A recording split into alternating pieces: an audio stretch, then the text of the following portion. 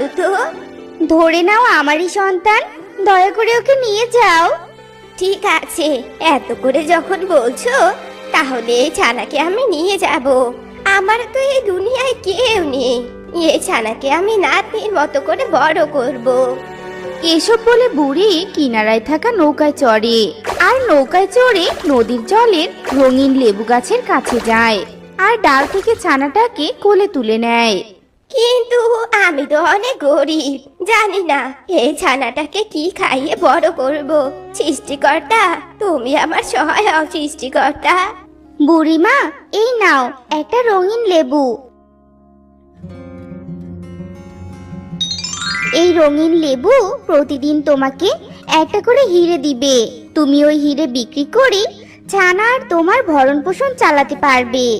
ঠিক আছে, তাহলে তো আর কোনো সমস্যাই থাকলো না। এখন তাহলে আমি চলি। বুড়িমা, আমার একটা কথা আছে। বলো লেবু গাছ, কি বলতে চাও? এই ছানার